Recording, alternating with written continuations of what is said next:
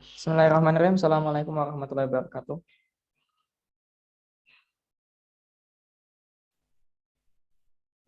Halo teman-teman, apa kabar? Gimana kabarnya Lukman? Baik? Oke, mungkin sedang Alhamdulillah, eh, Pak. alhamdulillah baik seperti itu. Tadi Ilham juga kabarnya baik, alhamdulillah.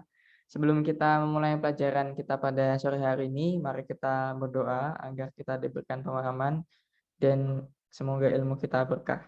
Berdoa mulai.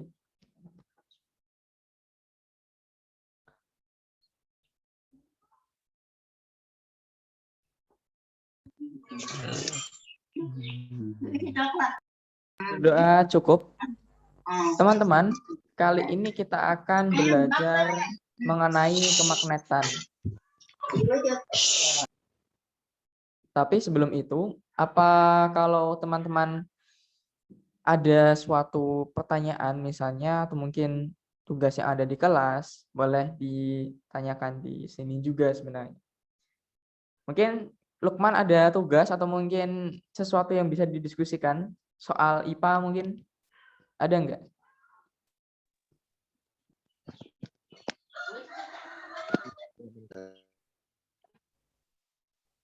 Oke. Jadi kita akan belajar mengenai kemagnetan, teman-teman. Teman-teman tahu magnet kan? Tahu, Kak. Tahu. Menurut Ilham, magnet itu apa? Pernah mainan magnet?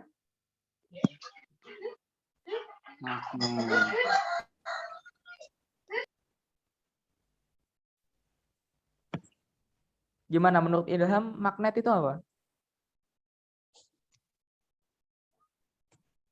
Halo Ilham? Apa suara saya terdengar? Halo Ilham? Oke. Halo Lukman? Oh ya, bisa nempel, betul. Magnet bisa nempel, betul. Kalau Lukman, menurut Lukman, mendeskripsikan magnet itu seperti apa, Lukman? Selain bisa nempel. Memiliki bentuk Gimana? Memiliki apa? magnet memiliki dua kutub. Oke, memiliki dua kutub. Sebentar ya, kucingnya.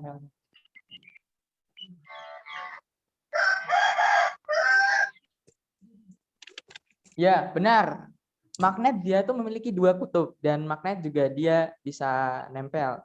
Untuk lebih dalamnya, nanti kita akan pelajari Oke, di. aja. Oke. Sebelum kita belajar lebih dalam mengenai magnet, kita akan melihat dulu magnet pada pentingnya magnet pada hewan-hewan yang ada sebenarnya. Teman-teman tahu burung? Dia tahu lah, pasti tahu karena burung itu memang banyak sekali. Tapi pernahkah teman-teman terbesit bagaimana caranya burung itu dia tidak kesasar dari rumahnya? Kalau dia pergi jauh, terbang jauh, pasti dia bisa kembali ke rumahnya. Dan lebih susah lagi karena kan langit itu tidak ada hambatannya ya. Dia polos gitu. Maksudnya ya tidak ada penanda-penandanya kalau selain melihat ke tanah. Kalau kita di jalan kan masih bisa ada patokan. Oh, ada nama jalannya. Oh, ada bangunan ini, bangunan itu. Pernah nggak teman-teman terbesit seperti itu? Pikiran bahwa gimana ya kok bisa burung itu dia tidak nyasar? Ada nggak pikiran seperti itu? Gimana Lukman? Menurut Lukman? Kok bisa burung itu nggak nyasar kalau pulang?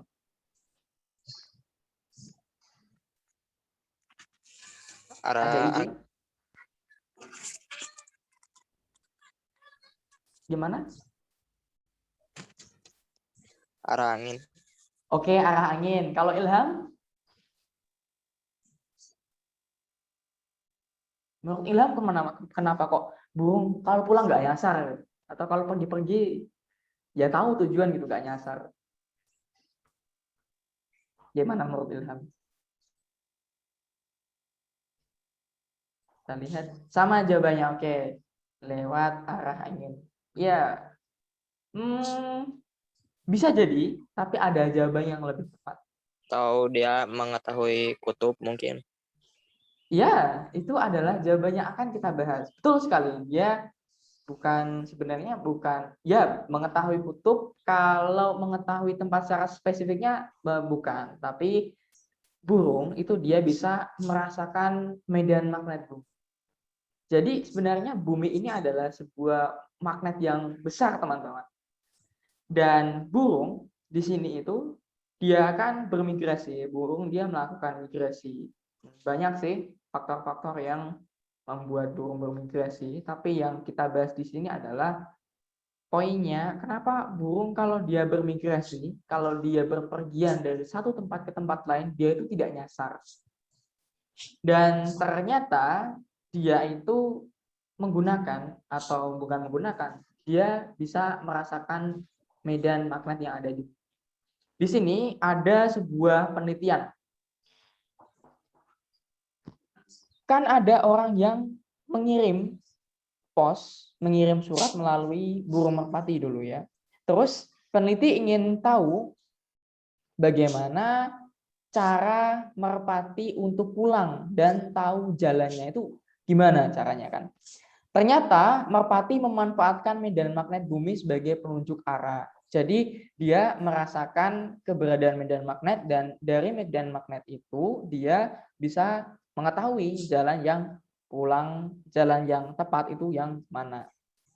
Kalau si merpati ini dipasang medan magnet di kepalanya, bukan medan magnet tapi magnet di kepalanya, maka dia akan sulit untuk mengetahui jalan pulang. Bukan cuma burung saja, ada beberapa hewan lain, di antaranya di sini ada ikan salmon. Ikan salmon itu dia bertelur di sungai, nanti kalau dia sudah bertelur, nanti dia kembali lagi ke laut. Nanti waktu dia menetas, waktu dia ditelur kan dia nanti menetas, setelah menetas dia langsung tahu jalan pulangnya. Jadi setelah dia menetas, dia langsung tahu kalau nanti dia ke laut, seperti itu. Dan ternyata ikan salmon dia juga dapat merasakan medan magnet bumi dan menggunakan medan magnet sebagai navigasi. Penyu juga kan dia juga bermigrasi dari tempat yang jauh dan sama penelitiannya juga seperti itu. Jadi di penyunya ditaruh di sebuah wadah yang besar tentu saja, dan di sekelilingnya itu dia diberi sumber magnet atau alat-alat yang dapat menghasilkan medan magnet. Dan ternyata penyu itu juga mengikuti arah dari medan magnet itu. Jadi dari kesimpulan penelitian itu juga penyu bisa merasakan medan magnet. Lobster, duri, ada juga jenis lobster yang dia menggunakan medan magnet untuk menentukan arah. Ada dalam tubuh bakteri, kalau yang bakteri ini saya malah baru tahu juga sih. Mari kita baca bersama-sama. Jadi dalam tubuh bakteri ada satu bakteri namanya magnetotactic bacteria, MTB. Ada organel yang namanya magnetosom, seperti di film X-Men. Magnetotactic merupakan kelompok bakteri yang mampu menghasilkan navigasi dan bermigrasi dengan memanfaatkan medan magnet. Beberapa jenis bakteri ini memiliki flagella. Flagella itu dia seperti ekor, teman-teman, tapi dia digunakan untuk berenang. Ya seperti ekornya berudu, seperti ekornya kecebong. Ya sama, gunanya organel ini yaitu untuk mengetahui posisi. Masih untuk mengetahui posisi. Jadi ya hewan-hewan dia mengetahui keberadaan medan magnet bumi. Lalu kenapa bumi kok bisa jadi ada magnetnya, itu dia seperti apa, nanti kita bahas lebih jauh. Pertama-tama kita mengenal dulu apa itu magnet. Jadi teman-teman pasti sangat familiar magnet tadi, ada kutubnya, betul, bisa nempel, betul. Selain bisa nempel, sebenarnya mereka juga mungkin tadi kurang ditambahkan ya, bisa saling tolak-menolak, teman-teman. Selain bisa nempel itu magnet. Magnet dia berasal dari bahasa Yunani. Ini ya. Yaitu magnetis litos. yang berarti batu magnesian. Ini terlihat kan atau kurang besar?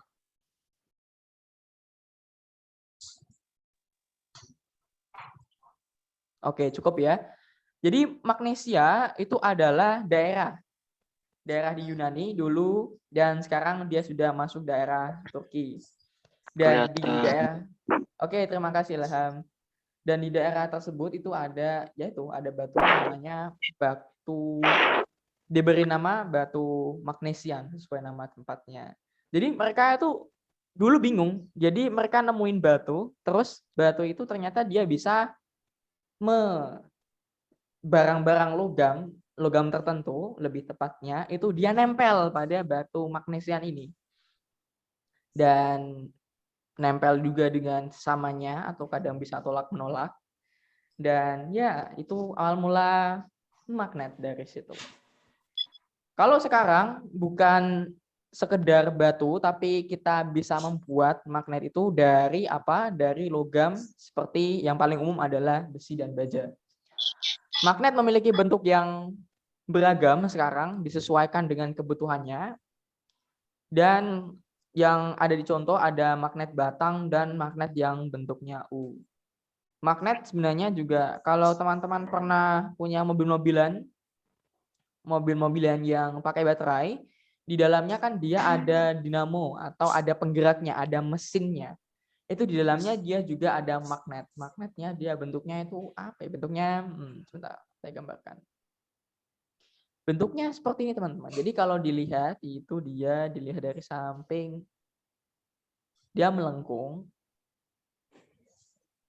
Wih, ya kurang lebih seperti ini lah.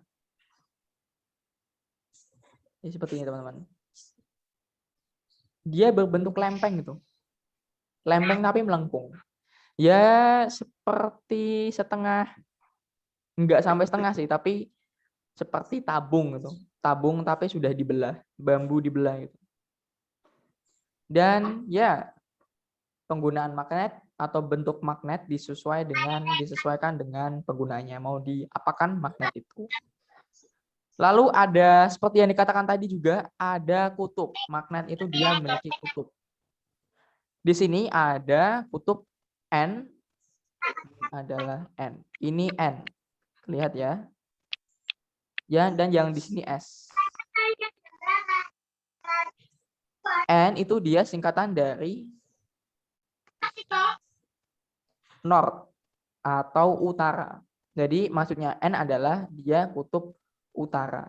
Kalau S dia adalah kutub selatan, south. Dia dalam bahasa Inggris, teman-teman. Dan pasti, ini sangat pasti, magnet itu dia selalu mempunyai dua kutub, teman-teman. Misalnya magnet yang kita punya ini kita potong pas di tengah-tengah. Jadi dua. Tapi dari potongan itu, masing-masing potongan itu dia jadi kutub lagi. Misalnya ini ya. Ini kutub utara, ini kutub selatan. Kita potong pas di tengah-tengah. Jadi dua. Nanti masing-masing potongan itu nanti dia juga membentuk kutub lagi. Ini jadi U, ini jadi S. Ini jadi U, ini jadi S. Kalau dipotong lagi, kita potong lagi, nanti tetap dia selalu mempunyai dua kutub. Dan itu pasti. Jadi magnet itu dia pasti memiliki dua kutub.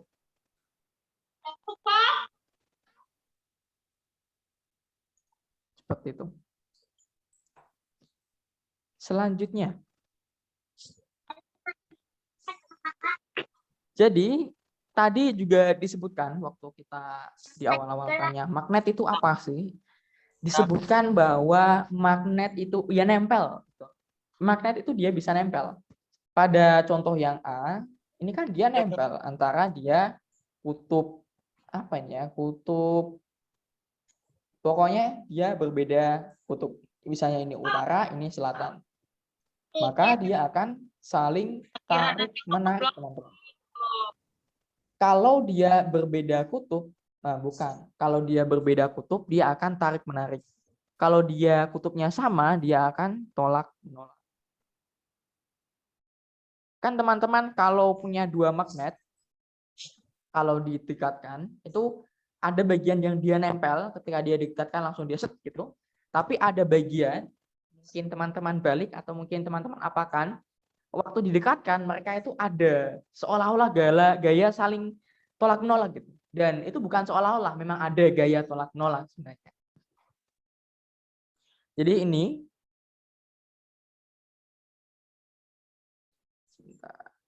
kutub magnet tidak senama tarik menarik dan kutub-kutub magnet yang senama tolak menolak. Maksudnya tidak senama itu kan utara dan selatan. Kalau senama misalnya utara dan utara dia saling tolak menolak. Kalau selatan dan selatan dia juga saling tolak menolak.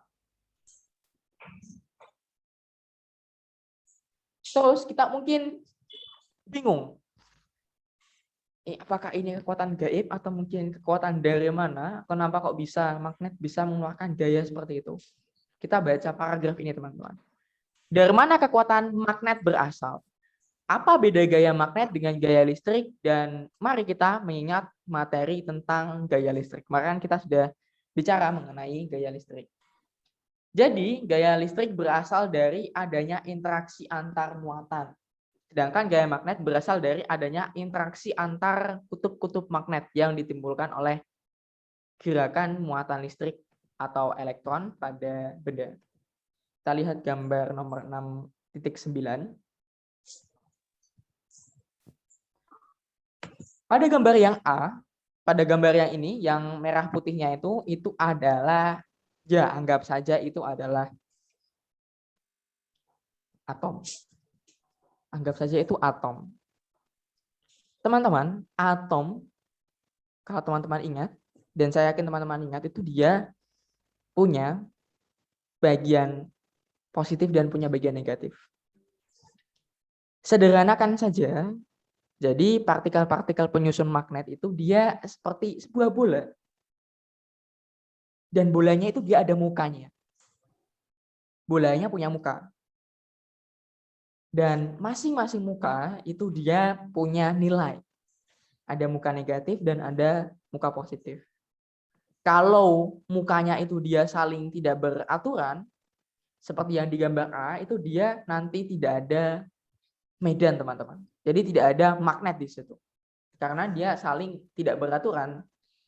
Anggaplah yang merah itu adalah utara. Yang putih adalah selatan. Karena dia tidak beraturan, mereka itu dia saling bahasanya itu meniadakan, teman-teman. Tapi kalau mereka serempak, dia berbaris, salah satunya mukanya itu muka yang sama menghadap arah yang sama, maka dia adalah sebuah magnet. Yang merah menghadap ke sana, yang putih menghadap ke sini. Maka kalau merah tadi kita ibaratkan sebagai utara, nanti utara jadi utara, selatan jadi selatan, seperti itu. Jadi itu, magnet itu dia partikelnya itu arahnya itu searah. Jadi muka-muka partikelnya itu dia menghadap pada arah yang sama. Kalau dia tidak menghadap pada arah yang sama, maka dia bukan magnet. Karena ya itu tadi, bahasanya arah-arahnya itu dia saling meniadakan. Jadi teman-teman, kenapa kok bisa saling meniadakan? Nanti teman-teman akan belajar. Kalau teman-teman sudah di SMA, nanti akan teman-teman mendapat ada namanya vektor, teman-teman. Jadi, vektor itu nanti kan kalau kita bilang sebuah massa, sebuah berat. Kamu beratnya berapa misalnya? Misalnya Lukman beratnya 50 kilo. Ya, itu namanya besaran yang cuma ada nilainya. Jadi besaran itu ada nilainya. Tapi kalau saya bilang berapa kecepatan Ilham naik sepeda, misalnya, 50 km per jam misalnya. Tapi harus ada arahnya. Dia itu arahnya ke barat, dia arahnya ke kiri, ke kanan, ke atas, ke bawah, serong. Karena kalau kita bilang seseorang mengendarai seseorang mengendarai sepeda, seseorang mengendarai mobil itu kan ada arahnya. Dan arahnya beda, nanti hasil perhitungannya juga beda. Tapi untuk saat ini, intinya, jadi magnet itu dia akan menjadi magnet kalau partikel-partikelnya itu arahnya seragam. Jadi arahnya itu sama semua. Ini seperti itu. Selanjutnya, sifat magnet bahan. Apa yang terjadi jika magnet didekatkan pada logam atau kayu? Jelas kalau kita mendekatkan magnet pada besi, maka besi itu ditarik oleh magnet. Kalau kayu gimana? Ada yang pernah deketin magnet dengan kayu? Gimana? Ilham pernah itu deketin magnet dengan kayu? Nempelin magnet dengan kayu? Pernah? Gak ngangkat. Gimana? Gak nempel. Oh iya, betul sekali. Tidak nempel.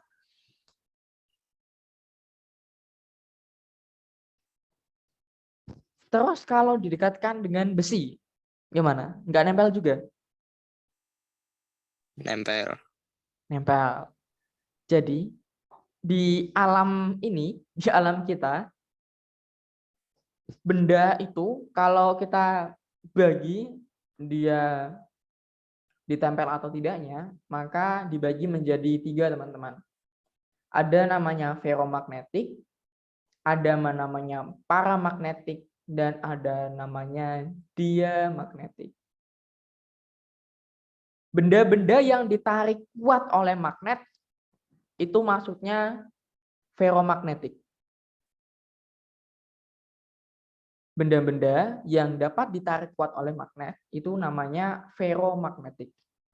Misalnya ada besi, ada baja, dan ada namanya logam itu ada namanya kobalt, ada namanya nikel. Jadi pokoknya kalau suatu benda itu ketika didekatkan oleh magnet langsung nempel, seperti besi, itu dia masuknya ferromagnetik. Tapi kalau ada benda lagi yang kalau dia didekatkan di magnet itu dia bukannya tidak ditarik cuma lemah, tidak sekuat besi. Itu dia masuknya paramagnetik, yaitu benda-benda yang ditarik lemah oleh magnet. Namanya paramagnetik. Paramagnetik itu apa? Misalnya contohnya ada magnesium, ada molybdenum, dan ada litium. Magnesium itu seperti apa? Kita cari. Magnesium. Jadi magnesium itu logam, teman-teman, warnanya perak. Ini. Dia adalah logam. Ini logamnya. Logam, dia warnanya perak. Kalau teman-teman nanti masuk di SMA IPA, praktikum kimia, nanti teman-teman akan menjumpai magnesium. Nanti biasanya kalau di lab kimia yang waktu saya sekolah dulu itu magnesiumnya dibentuk lempeng, lembaran persegi seperti itu. Iya, gitu. Dan yang ketiga yaitu tentang benda yang kuat tidaknya ditarik magnet, ada namanya diamagnetik. Diamagnetik adalah logam yang tidak dapat ditarik oleh magnet. Logam yang tidak dapat ditarik oleh, bukan cuma logam sih sebenarnya, kayu dia juga termasuk benda diamagnetik. Ada perak, emas, tembaga, dan bismut, itu dia adalah benda-benda yang dia tidak bisa ditarik oleh magnet. Walaupun emas dia berupa logam, perak dia juga berupa logam, tapi dia tidak ditarik atau tidak dapat ditarik oleh magnet. Jadi itu. Gimana, ada yang ingin tanyakan, teman-teman? Silakan, Tidak. teman-teman. Tidak ada. Oke, Ilham. Oke, Lukman. Tidak, Kak. Tidak. Oke, terima kasih, Ilham. Siap. Jadi kita bisa lanjut. Tadi kita sudah tahu bahwa dulu waktu awal-awal magnet itu dia ditemukan oleh orang Yunani. Di daerah mana, teman-teman? Masih ingat? Di daerah namanya sama sih, magnis. Tapi saya kurang itu. Di daerah Manisa, magnesian. Di daerah Manisa, ya namanya magnet. Dulu kan magnet itu ditemukan, tapi karena orang-orang sekarang tahu bahwa magnet itu ada fungsinya, yaitu bisa menghasilkan listrik. Tapi nanti kita akan bahas juga. Karena kita tahu bahwa magnet itu bisa dimanfaatkan, maka manusia, kita manusia, itu ingin membuat magnet. Bagaimana caranya? Kalau di pabrik caranya berbeda lagi sih. Tapi kalau kita ingin membuat magnet sederhana, magnet yang bisa kita buat di rumah, ya bisa, tentu saja. Ada beberapa cara, ada 3 cara lebih tepatnya yang disebutkan di sini. Pertama, teman-teman, cara pertama adalah sederhananya namanya cara menggosok.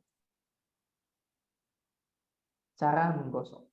Maksudnya bagaimana? Jadi teman-teman, pertama-tama adalah teman-teman ambil bukan barang, logam yang dia berupa ferromagnetik. Ferromagnetik itu apa? Masih ingat?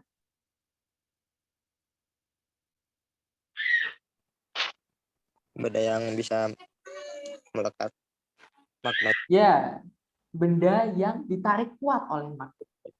Misalnya teman-teman, ini adalah sebuah lempeng besi ya. Ini adalah lempeng besi.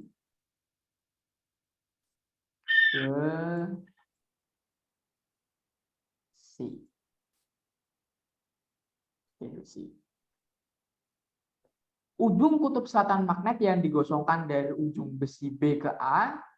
Jadi ini dia menggosoknya dari sini. B ke A. B ke A. B ke A. B ke A. Dan menggosoknya harus searah ya. Harus searah. Harus. Jadi nggak boleh AB, BA, AB, BA, AB, BA. Itu nggak bisa, teman. Nanti nggak jadi. Harus searah. Kita baca keterangannya. Ujung kutub selatan magnet yang digosokkan dari ujung besi B ke A akan mengubah besi menjadi magnet dengan kutub selatan pada ujung B dan kutub utara pada ujung A. Jika ujung besi yang pertama kali digosok akan memiliki kutub yang sama dengan kutub magnet yang menggosoknya. Sekarang coba pikirkan bagaimanakah kutub magnet bisa. Jadi sederhananya begini, teman-teman. Teman-teman pegang magnet, misalnya kalau ini ya, yang saya gosokkan itu dia bidang bagian U. Bagian U ke besi kita dari B ke A. Maka yang terakhir kali kena gosokan kan adalah yang bagian A. Nanti A dia jadi selatan. Jadi kan bagian A, bagian yang lebih dekat dengan A, itu kan yang terkena magnet terakhir kali. Paham nggak? Paham nggak? Jadi kan saya gosok. Saya gosok. Pertama kali magnetnya kena di sini. Terus digesek, digosok sepanjang ini. Terus kan dia nanti dilepas. Maka yang terakhir kali terkena magnet, dia akan jadi kutub yang berlawanan dengan yang mengenainya. Kan yang mengenainya utara, nanti dia yang terakhir itu dia jadi kutub selatan. Kalau di sini selatan, tinggal di sini adalah utara. Gimana, paham teman-teman? Paham, Kak. Oke, siap. Paham, Kak. Selanjutnya, ada cara lain selain kita menggosok. Ada cara namanya itu dia ini. Cara menginduksi. Apa itu induksi? Apa itu induksi?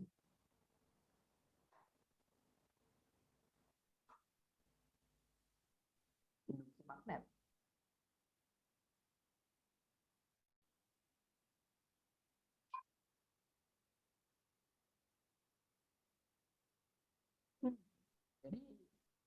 tidak mendapat penjelasannya saya inginkan. Jadi intinya induksi itu dia didekatkan.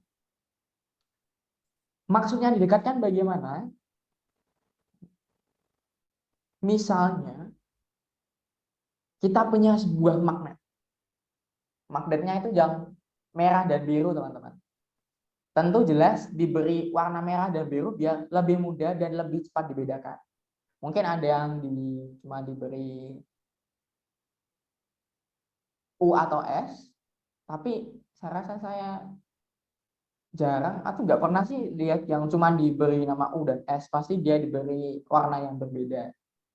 Dan kalau magnet yang untuk mainan biasanya malah tidak ada warnanya, karena magnet yang berwarna biasanya digunakan untuk kepentingan praktikum di laboratorium. Jadi penting sekali untuk mengetahui mana utara, mana selatan, teman-teman.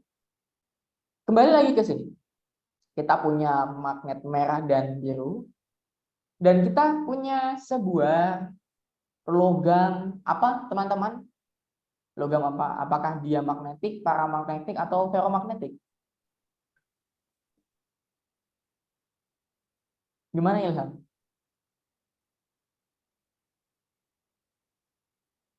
Halo, Ilham. Halo Kak.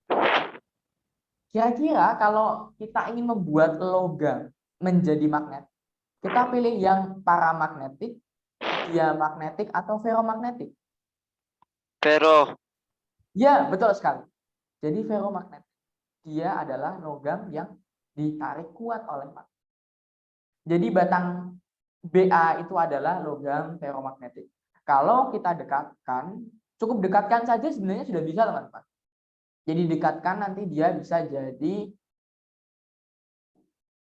magnet juga. Nanti dia, batang Ab ini dia bisa menarik logam juga. Teman-teman kan pasti pernah itu ya, pernah bermainan magnet, induksi magnet. Pernah Kak, pernah main magnet. Nah, kalau teman-teman menempelkan paku misalnya, nanti kalau paku itu ditempel, nah nanti kira-kira bentuknya seperti ini. Ini ada, wow, nggak bisa lebih besar lagi.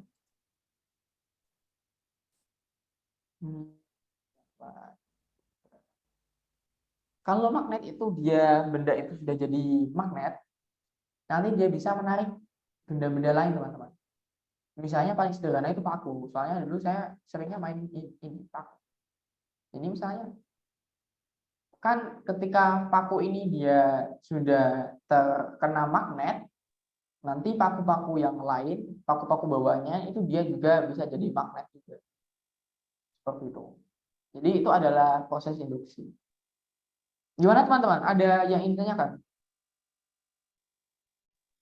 Belum ada.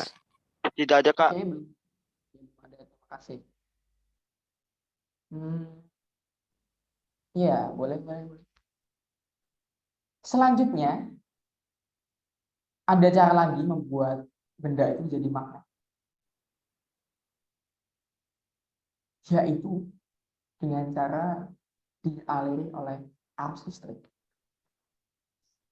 Jadi, kalau teman-teman punya baterai dan punya kawat dan punya batang logam, teman-teman bisa membuat magnet dengan cara nanti logam itu dililit dengan kawat, dan kawat itu sambungan saja dengan sumber tegangan. Kalau dengan PLN bahaya. Jadi gunakan saja baterai. Jadi jangan teman-teman setelah ini mau buat magnet karena diajarin Karyo mau buat magnet pakai tegangan PLN. Jangan, itu bahaya, teman-teman. Dulu pernah, atau mungkin teman-teman ada yang pernah buat magnet dengan cara ini, dialiri listrik? Pakai Pernah. baterai. Iya, pernah. Pernah kelas 6. Oke, mantap, kelas 6. Saya dulu kelas 6 ngapain sebenarnya? Belum pernah itu. Kalau Ilham pernah nggak? Apa Kak? Jadi Ilham punya sebuah batang besi. Batang besinya itu dililit dengan kawat. Terus kawatnya itu dia disambungkan dengan sumber baterai. Terus dia jadi magnet. Pernah nggak Ilham buat seperti itu? Pernah pas SD kayaknya. Oh ya, berarti teman-teman sudah pernah ya. Jadi berarti teman-teman juga sudah paham dan mungkin ingat ya bahwa kalau kita mengaliri suatu benda ferromagnetik dengan listrik, maka dia juga bisa menjadi magnet. Itu dia digunakan pada alat apa ya namanya? Alat yang digunakan untuk mengangkat besi pada tempat pembuangan. Saya lupa namanya apa.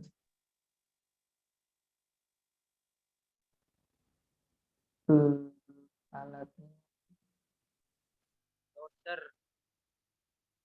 apa namanya? Ini yang saya maksud. Apa ya namanya?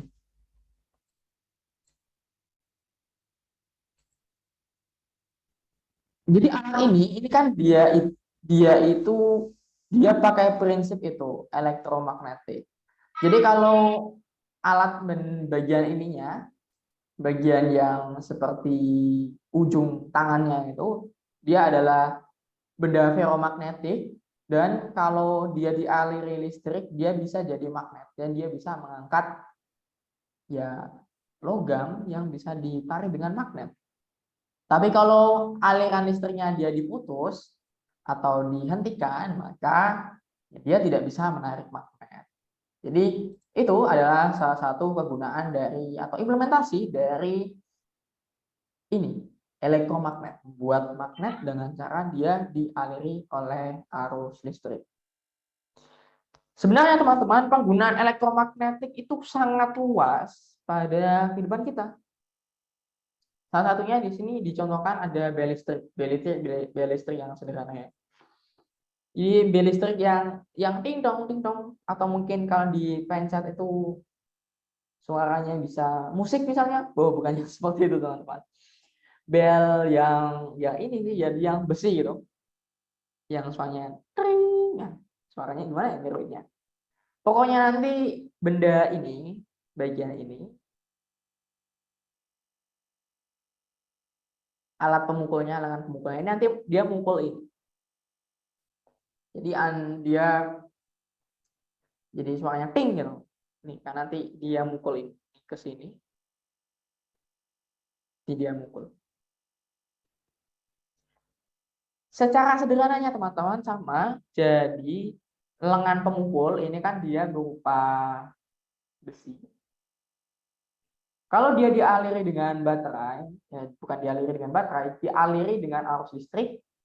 Kalau di sini dia sumbernya baterai, kalau dia listriknya mengalir, dia jadi magnet, magnet nempel dengan bel, jadilah suara ting gitu.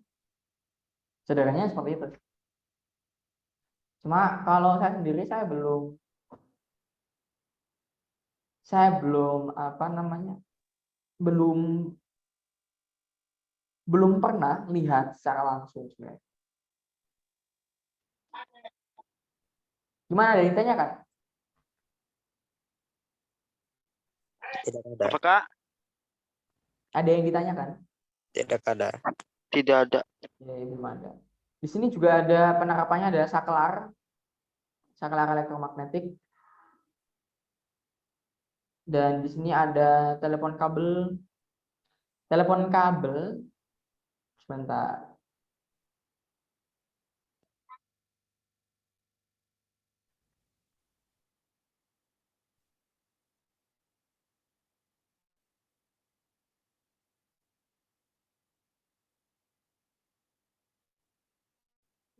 Jadi telepon kabel dia juga menggunakan prinsip magnet. Cuma prinsipnya menurut saya lebih kompleks ya. Lebih kompleks karena di sini pada saat ada pembicaraan, kuat arus listrik yang mengalir pada rangkaian telepon berubah-ubah sehingga menimbulkan efek elektromagnet yang kekuatannya berubah-ubah. dan mampu menggetarkan diafragma besi lentur pada speaker telepon. Jadi seperti ini teman-teman, sederhananya kalau ada perubahan arus listrik, nanti ada medan magnet. Karena ada perubahan arus listrik, ada perubahan medan magnet. Karena ada magnet itu dia bisa menarik atau menggetarkan. Kenapa menggetarkan? Karena dia berubah, dia tidak konstan. Dan perubahan itulah yang mengakibatkan getaran. Dan getaran itu yang memberikan efek dengar dalam tanda kutip di sini bagi telinga kita. Memang agak susah teman-teman sebenarnya. Padahal kalau dari sini ya, atau mungkin teman-teman sudah paham, saya yakin juga teman-teman sudah paham. Sebentar.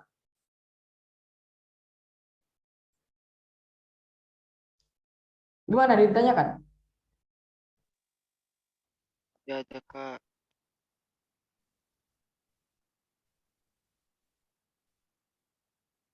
Oke. Lalu selanjutnya adalah cara menghilangkan kemagnetan bahan. Tadi kita sudah belajar cara mengubah bahan yang bukan magnet menjadi magnet. Sebenarnya teman-teman, sederhananya ketika kita mengubah bahan yang bukan magnet menjadi magnet, itu kita menyejajarkan atau membuat benda merah putih itu sebaris. Nah, kita naik dulu. Ini. Kita membuat benda merah putih ini, itu dia membuatnya sebaris. Jadi yang tidak beraturan menjadi beraturan. Sederhananya seperti itu. Dan untuk menghilangkan atau membuat susunan-susunan tadi menjadi tidak teratur, itu kita punya beberapa cara. Pertama yaitu besi yang sudah jadi magnet, itu kita pukul. Iya Ilham, gimana? Kakak kepencet. Jadi cara pertama adalah dengan besi itu kita pukul. Ketika kita pukul, nanti molekul-molekul penyusunnya dia akan menjadi tidak beraturan, akan menjadi berantakan. Ketika berantakan, nanti dia tidak magnet lagi. Kita harus mulai dari awal.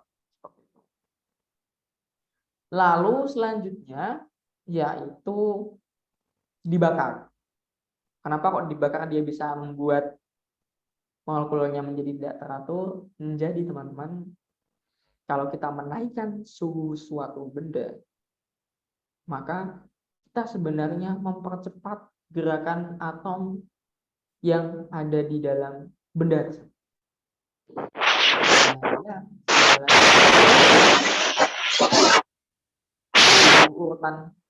Urutan-urutannya atau mungkin barisan-barisannya atau wajah-wajahnya itu dia nanti jadi tidak beraturan lagi.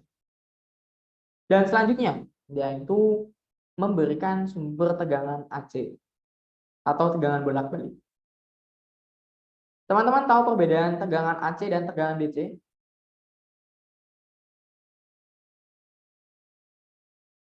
Tidak. Oke, kalau Ilham?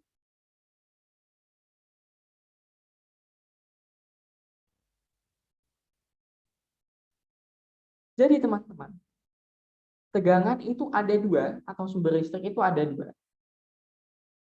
Ada sumber listrik DC. DC itu adalah direct current.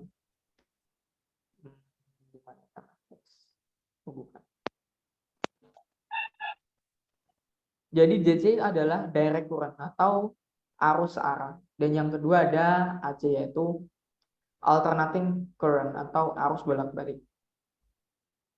Seperti namanya, arus searah ya dia searah, kalau arus bolak-balik nanti dia bolak-balik. Kalau dia arus searah, maka wajahnya yang tadi kita seragamkan itu ya searah. Tapi kalau bolak-balik terus nanti dia jadi bukan magnet nanti dia. Karena Ya itu mukanya yang ingin kita seragamkan itu tidak bisa seragam. Gimana? Paham teman-teman? Apa? Kalau Ilham?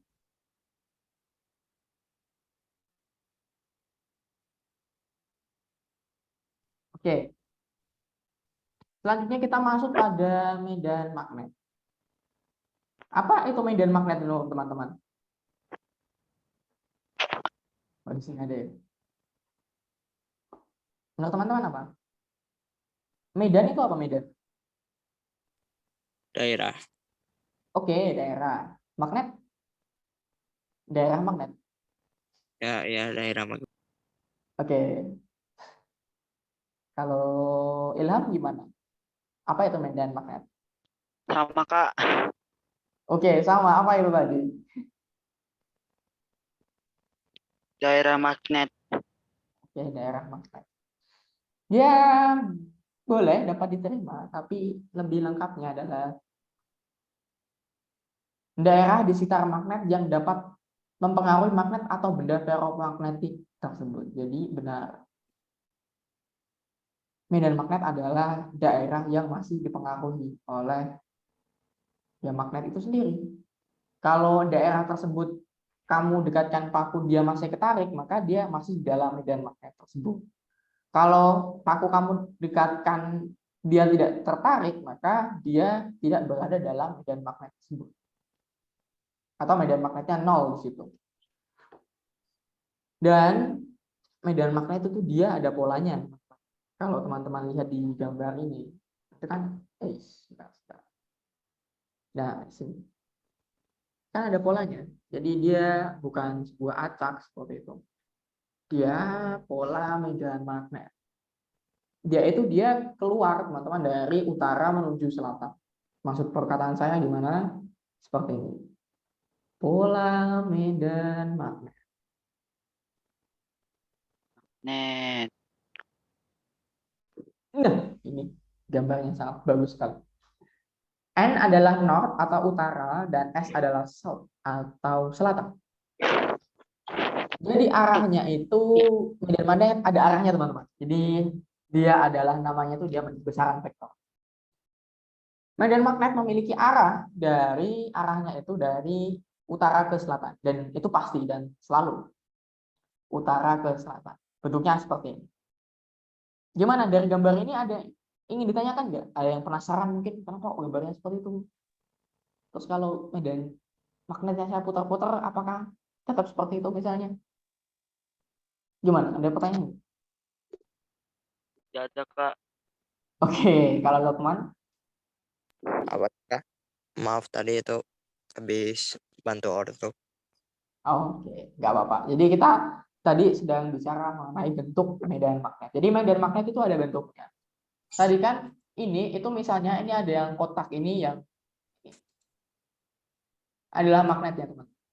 Dan yang hitam-hitam itu dia adalah pasir besi. Seperti yang kita ketahui bahwa pasir besi itu dia dapat ditarik oleh magnet.